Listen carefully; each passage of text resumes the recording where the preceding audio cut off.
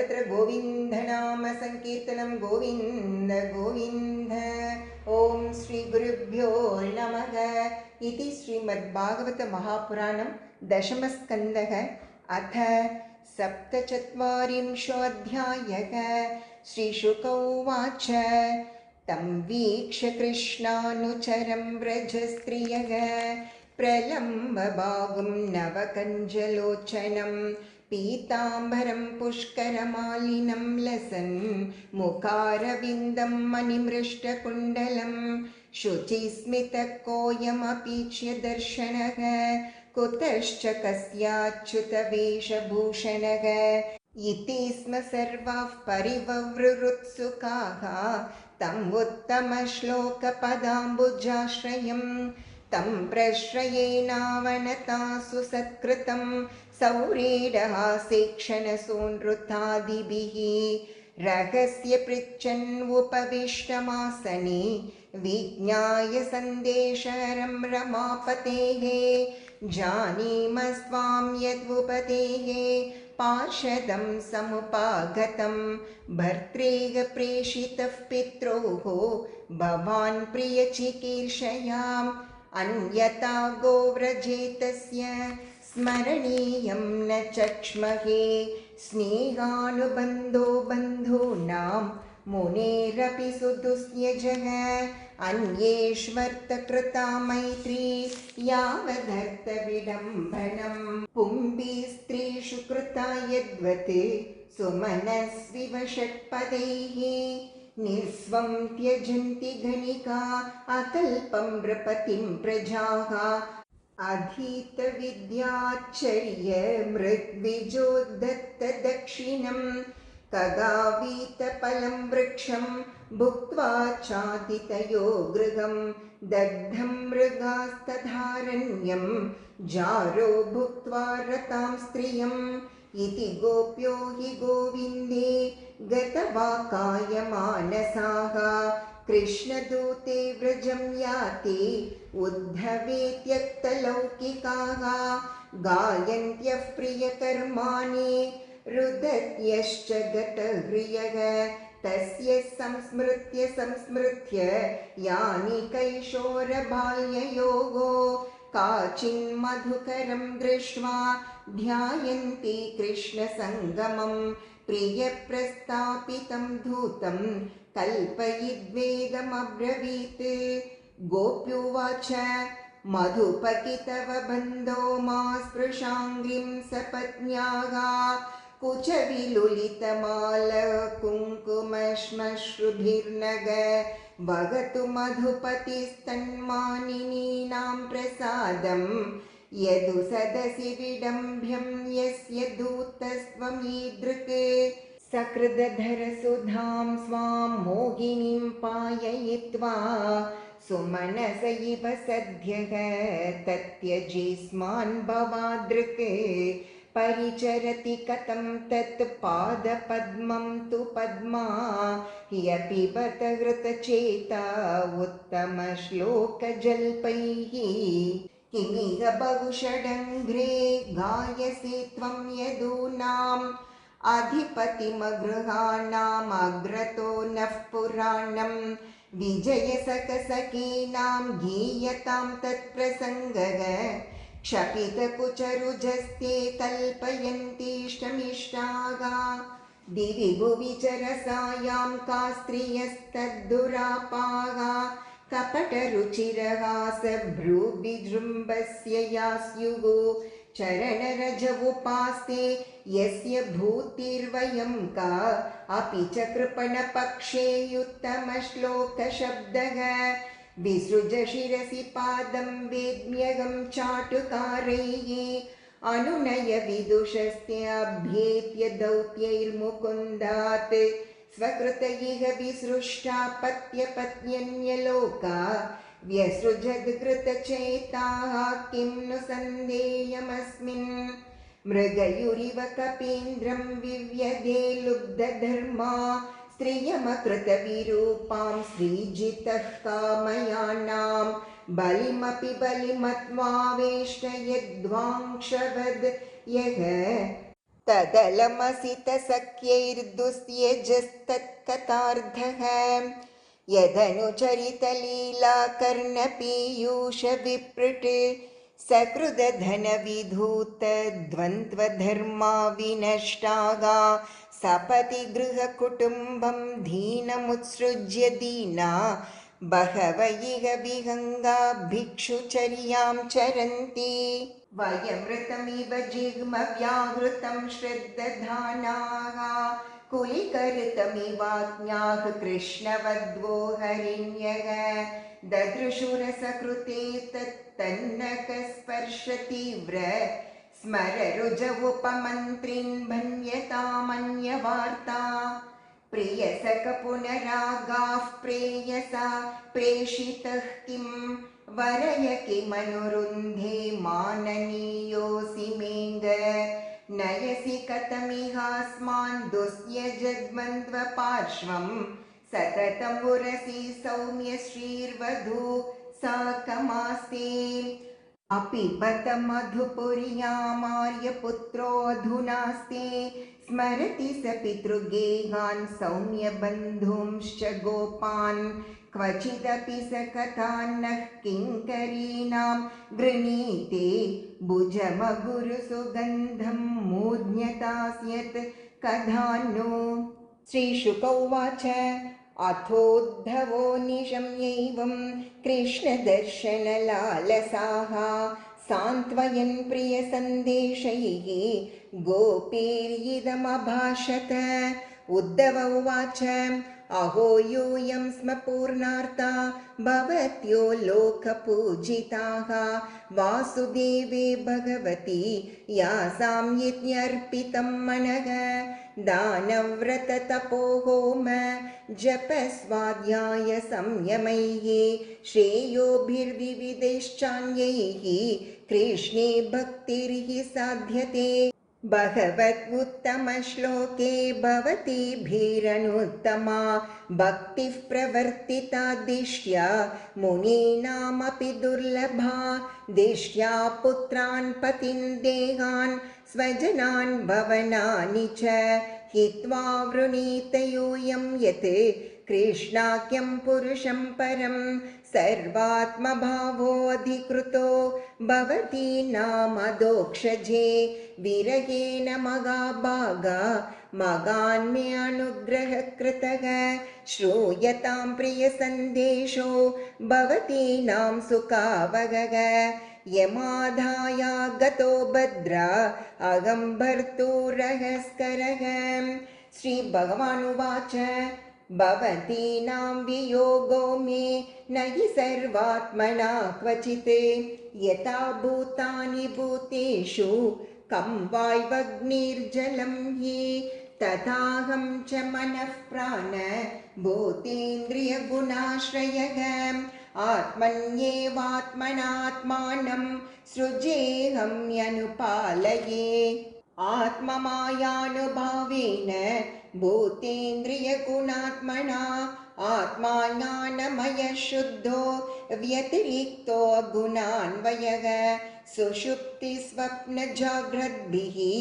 मायावृत्तिभिरीयते येनेन्द्रियार्थान् ध्यायेत मृषा स्वप्नवदुत्थितः तन्निरुन्द्यादिन्द्रियाणि विनिद्रप्रत्यपद्यत एतदन्तः समाम्नायो योगः साङ्ख्यं मनीषिणां त्यागस्तपोद्धमः सत्यं समुद्रान्ता इवापगाः यत्त्वहं भवतीनां वै दूरे वर्ते प्रियो दृशां मनसः सन्निकर्षार्थं मदनुध्यानकाम्यया यथा दूरचरे प्रेष्ठे मनाविश्य वर्तते स्त्रीणां च न तथा चेतः सन्निकृष्टेक्षिगोचरे मय्यावेश्य मनकृत्स्नं विमुक्ता शेषवृत्तियते अनुस्मरन्त्यो मां नित्यम् अचिरात् माम् उपैष्यत या मया क्रीडता रात्र्यां वनेऽस्मिन् व्रजा स्थिताः अलब्धरासाः कल्याण्यो मापोर्मद्वीर्यचिन्तयाम्। श्रीशुक उवाच एवं प्रियतमातिष्ठम् आकर्ण्य व्रजयोषितः तावोचोर्उद्धवं प्रीतास्तत्सन्देशागतस्मृतिः। गोप्यौचुः दिष्ट्या हितो हतः कंसो यदूनां सानुगोघकृते दिष्ट्याप्तैर्लब्धसर्वार्थैः कुशल्यास्ते च्युतोऽधुना चिद्गदाग्रजः सौम्य करोति पुरयोषितां प्रीतिं न स्निग्धसौरीड हासोदारेक्षणार्चितः कथं रतिविशेषज्ञः प्रियश्च वरयोषितां नानुबध्येत तद्वाक्यैः विभ्रमैश्चानुभाजितः अपि स्मरति नः साधो गोविन्दः प्रस्तुते क्वचित् गोष्ठीमध्ये पुरस्त्रीणां भ्राम्यास्मैरकथान्तरे ताः किं निशा स्मरति यासु तदा प्रियाभिः वृन्दावने कुमुदकुन्दशशाङ्करं ये रेमे क्वनच्चरणनूपुररासगोष्ठ्याम् अस्माभिरीडितमनोज्ञकतः कदाचित् अप्येष्यतीह दाशार्ह तप्ता स्वकृतया शुचा सञ्जीवयन्नुनो गात्रैः यतेन्द्रो वनमम्बुदैः कस्मात् कृष्ण इहायाति प्राप्तराज्यो हताहितः नरेन्द्रकन्या उद्वाह्य प्रीतः सर्वसुहृद्भृतः किमस्माभिर्वनौ गोपीः अन्याभिर्वा महात्मनः श्रीपतेराप्तकामस्य क्रियेतार्थः कृतात्मनः परं सौख्यं हि नैराश्यं स्वैरिण्यज्ञागपिङ्गला तज्जानतीनां नः कृष्णे तथाप्याशाधुरज्ञया क उत्सहेत सन्त्यक्तुम् उत्तमश्लोकसंविदम् अनिच्छतोऽपि यस्य श्रीः अङ्गान्नच्यवते क्वचित् सरिच्चैलवनोद्धेशा गावो वेणुरवायिमे सङ्कर्षणसहायेन कृष्णेनाचरिताः प्रभो पुनः पुनः स्मारयन्ति नन्दगोपसुतं बत श्रीनिकेतैस्तत्पदकैः विस्मर्तुं नैव शक्नुमः गत्या ललितयोधार हासलीलावलोकनैः माध्व्या गिराहृतधियः कथं तं विस्मरामहे केनातये रमानाथ व्रजनाथार्तिनाशन मग्नमुद्धर गोविन्द गोकुलं वृजिनार्णवात्। श्रीशुक उवाच ततस्ताः कृष्णसन्देशैः व्यपते विरहज्वराः उद्धवं पूजयाञ्चक्रुः ज्ञात्वात्मानमधोक्षजम् उवास कतिचिन्मासान् गोपीनां विनुदञ्चुचः कृष्णलीलाकथां गायन् रमयामास गोकुलं यावन्त्यहानिनन्दस्य व्रजे वात्सीत् स उद्धवः व्रजौकसंक्षणप्रायाणि आसन् कृष्णस्य वार्तया सरिद्वनगिरिद्रोणीः वीक्षन् कुसुमितान् द्रुमान् कृष्णं संस्मारयन् रेमे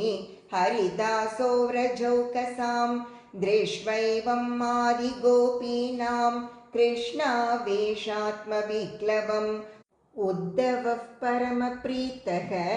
तान् नमस्यन्निदं जगो एताः परं धनुभृतो भुवि गोपवध्वो गोविन्द एव निखिलात्मनिरूढभावाः वाञ्छन्ति यद्भवभियो मुनयो वयं च किं ब्रह्मजन्मभिरनन्तकथारसस्य क्वे स्त्रियो वनचरेर्व्यभिचारदुष्टाः कृष्णे क्वचैष परमात्मनि रूढभावग नन्दीश्वरो न भजतोऽविदुषोऽपि साक्षात् श्रेयस्तनोद्यगदराज इवोपयुक्तः नायं श्रियोऽङ्गवुनितान्तरतेः प्रसादः स्वर्योषितां नलिनगन्धरुचां कुतोऽन्याः रासोत्सवेस्य भुजदण्डगृहीतकण्ठ लब्धाशिषां य उदगात् व्रजवल्लवीनाम् आसामगोचरणरेणुजुषामहं स्यां वृन्दावने किमपि गुल्मलदौषधीनां यादुस्त्यजं स्वजनमार्यपतं च हित्वा बेजोर्मुकुन्दपदवीं श्रुतिभिर्विमृग्यां या वै श्रियार्चितमजादिभिराप्तकामैः योगेश्वरैरपि यदात्मनि रासगोष्ठ्यां कृष्णस्य तद्भगवतश्चरणारविन्दं न्यस्तं स्तनेषु विजहुः परिरभ्यतापं वन्दे नन्दव्रजस्त्रीणां पादरेणुमभीक्ष्णशः यासां हरिकथोद्गीतं पुनाति भुवनत्रयं। श्रीशुक उवाच अथ गोपीरनुज्ञाप्य यशोदां नन्दमेव च गोपानामन्त्र्यदाशार्हो यास्यन्नारुरुहे रथम् तं निर्गतं समासाद्य नानोपायनपाणयः नन्दादयोऽनुरागेण प्रावोचन्नश्रुलोचनाः मनसो वृत्तयो न स्युः कृष्णपादाम्बुजाश्रयाः वाचोभिधायिनीर्नाम्नां गायस्तत्प्रह्वनादिषु कर्मभिर्भ्राम्यमाणानां यत्र क्वापीश्वरेच्छया मङ्गलाचरितैर्दानैरतिर्नः कृष्णयेश्वरे एवं सभाजितो गोपैः कृष्णभक्त्या नराधिप उद्धवः पुनरागच्छन् मथुरां कृष्णपालितां कृष्णाय प्रणिपत्न्याः भक्त्युद्रेकं व्रजौकसां वसुदेवाय रामाय राज्ञे चोपायनान्यदात्। ॐ इति श्रीमद्भागवते महापुराणे पारमहंस्यां संहितायां दशमस्कन्धे पूर्वार्धे उद्धवप्रतियाने सप्तचत्वारिंशोऽध्यायः। सर्वत्र गोविन्दनाम संकीर्तनं गोविन्द गोविन्द। ॐ सर्वत्र गोविन्दनाम संकीर्तनं गोविन्द गोविन्द। ॐ श्रीगुरुभ्यो नमः। इति श्रीमद्भागवत महापुराणं दशमस्कन्धः अथ अष्टचत्वारिंशोऽध्यायः। श्रीशुक उवाच अत विज्ञाय भगवान् सर्वात्मा सर्वदर्शनः सैरन्द्रियाः कामतप्तायाः प्रियं इच्छन् गृहं ययो आहार्होपस्करैराढ्यं कामोपायोपबृंहितं मुक्ताधामपताकाभिः वितानशयनासनैः धूपैः सुरभिभिर्दीपैः स्रग्गन्धैरपि मण्डितं गृहं तमायान्तम् अवेक्ष्य सासनात् सद्यः समुत्थाय हि जातसम्भ्रमा यतोपसङ्गम्य सखीभिरच्युतं सभाजयामास सदासनादिभिः ततोद्धवः साधुतयाभिपूजितो न्यषीदद्गुर्यामभिमृश्य चासनं कृष्णोऽपि तूर्णं शयनं महाधनं विवेशलोकाचरितान्यनुव्रतः सामज्जनालेपदुकूलभूषण स्रग्गन्धताम्बूलसुधासवादिभिः प्रसादितात्मोपससार माधवं सौरीडलीलोत्स्मितविभ्रमीक्षितैः आहूय कान्तं नवसङ्गमह्रियो विशङ्कितां कङ्कणभूषिते करे प्रगृह्य शय्यामधिवेश्य रामया रेमेनुलेपार्पणपुण्यलेशयां तानङ्गतप्तकुचयोरुरसस्तताक्ष्णोः जिघ्रन्त्यनन्तचरणेन रुजो मृजन्ति दोर्भ्यां स्तनान्तरगतं परिरभ्य कान्तम् आनन्दमूर्तिमजहाततिदीर्घतापम् सैवं कैवल्यनाथं तं प्राप्य दुष्प्रापम् ईश्वरम् अङ्गरागार्पणेनाहो दुर्भगेदम् अयाचत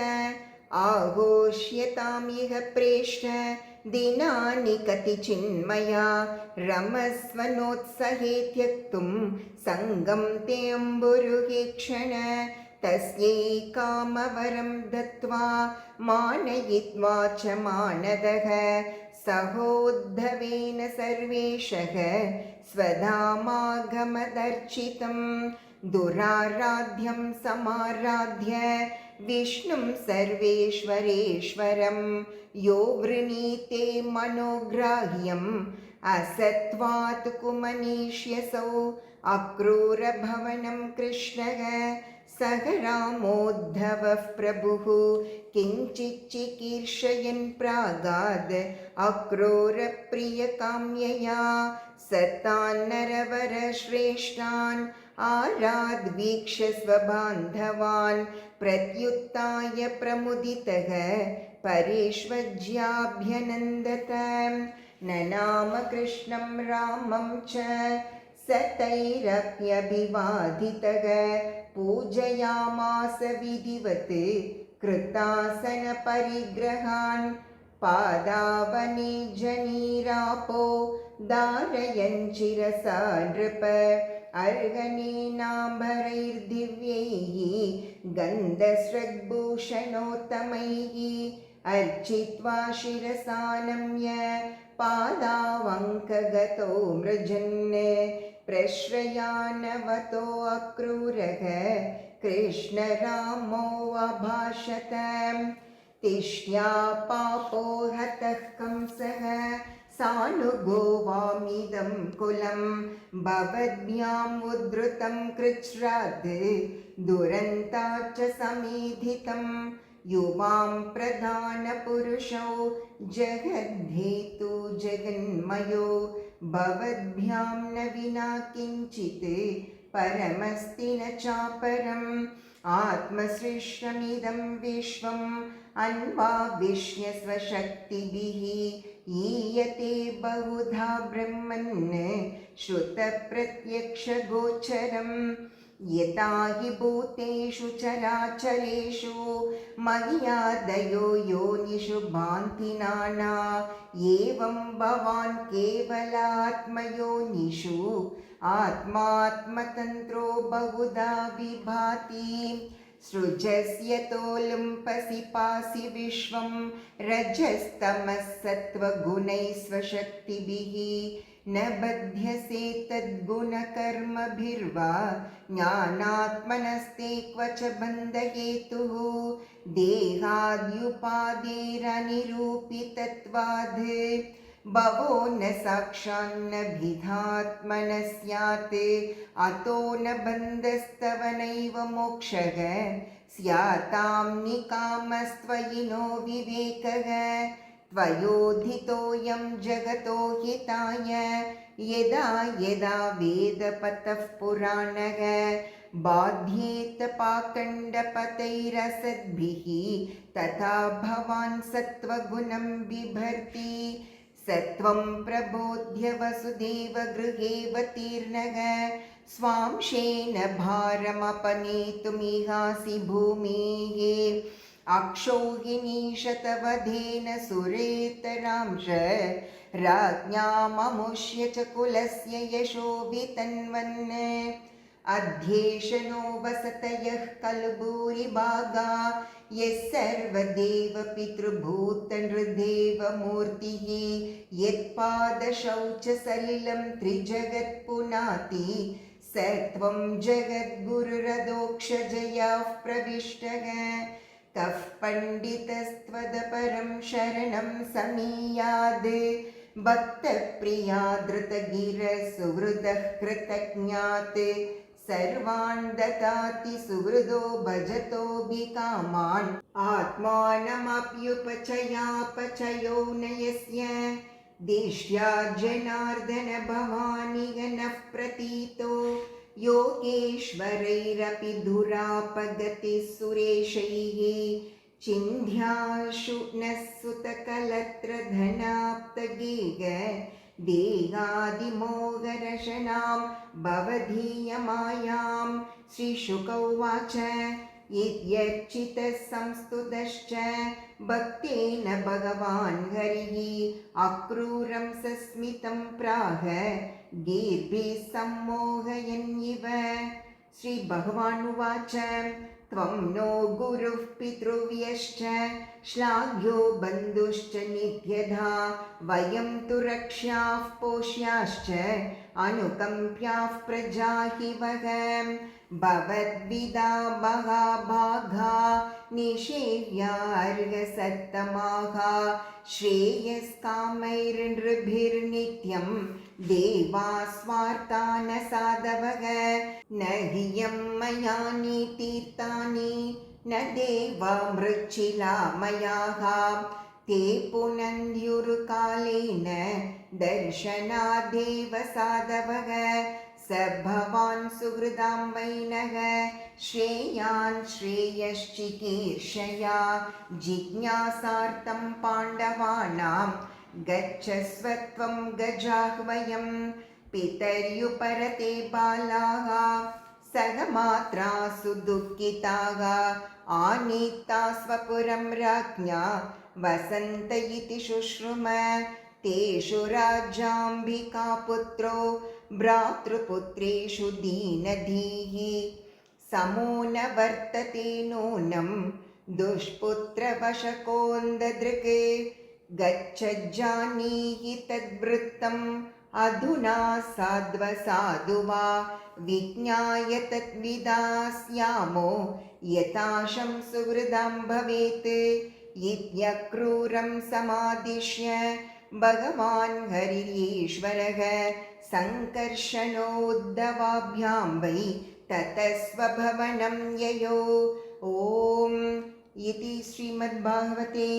महापुराणे पारमहंस्यां संहितायां दशमस्कन्धे पूर्वार्धे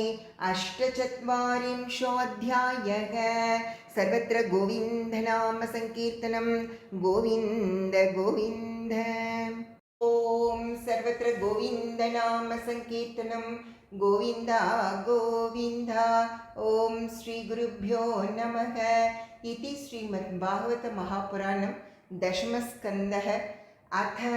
49तमोऽध्यायः। श्रीशुक उवाच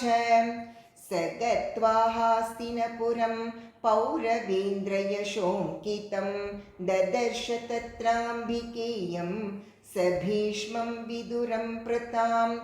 सह पुत्रं च बाह्लीकं भारद्वाजं स गौतमं कर्णं सुयोधनं द्रौणीं पाण्डवान् सुहृदोपरान्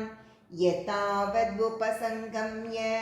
बन्धुभिर्गान्धिनी सुतः सम्पृष्टस्तैः सुहृद्वार्तां स्वयं चापृच्छदव्ययम्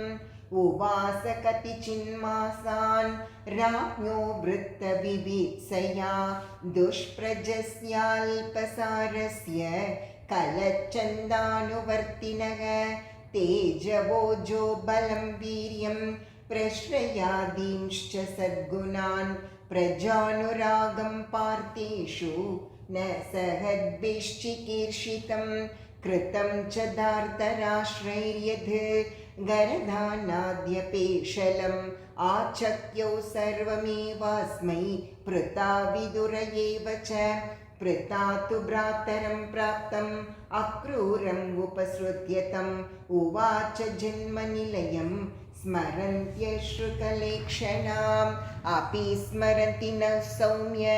पितरौ भ्रातरश्च मे भगिन्यो भ्रातृपुत्राश्च जामयः सख्य एव च भ्रात्रेयो भगवान् कृष्णः शरण्यो भक्तवत्सलः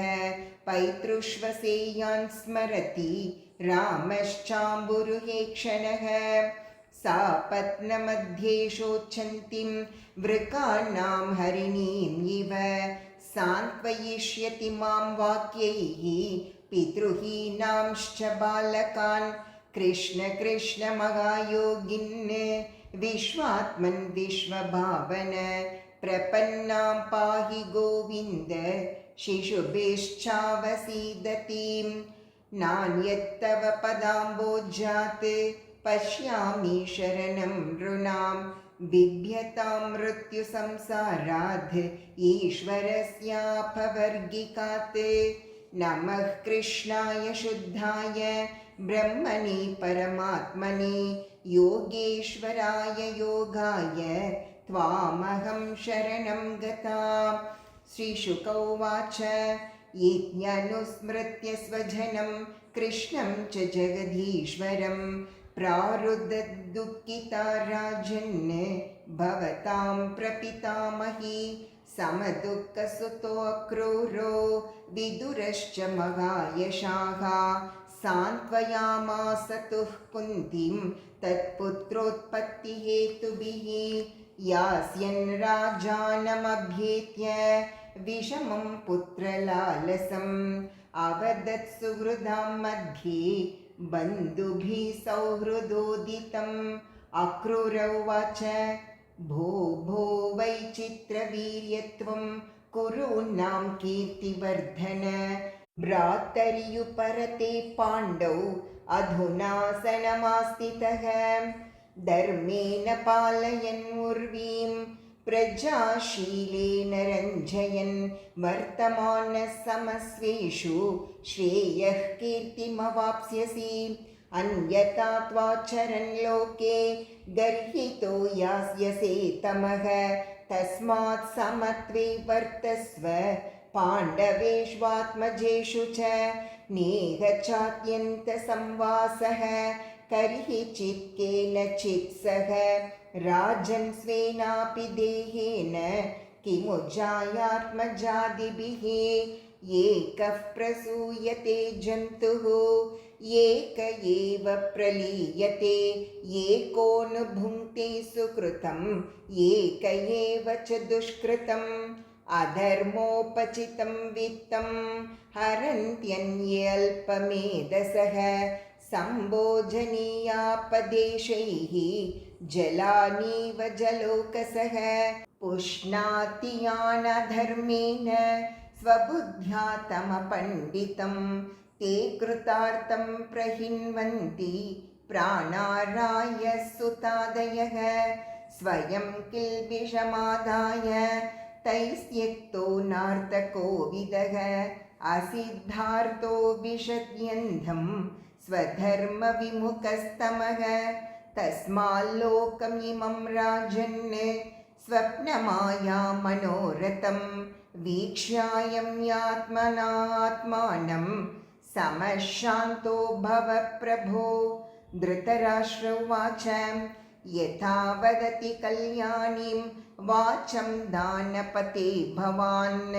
तथा नयान तृप्यामि मर्त्यः प्राप्य यथामृतं तथापि सूनृता सौम्य हृदि न स्थीयते चले पुत्रानुरागविषमे विद्युत्सौदामनीयता ईश्वरस्य विधिं को नो विधुनोत्यन्यथा पुमान् भूमिर्भारावताराय योऽवतीर्णो यदोकुले यो दुर्विमर्शपतया निजमाययेदं सृष्ट्वा गुणान् विभजते तदनुप्रविष्टः तस्मै नमो दुरवबोधविहारतन्त्र संसारचक्रगतयो परमेश्वराय। श्रीशुक उवाच एत्यभिप्रेत्य नृपतेः अभिप्रायं स यादवः सुहृद्भिः समनुज्ञातः पुनर्यदुपुरीमगात्। शशंस रामकृष्णाभ्यां धृतराष्ट्रविचेष्टितं पाण्डवान् प्रति कौरव्य यथर्थं प्रेषितः स्वयम्। ॐ इति श्रीमद्भागवते महापुराणे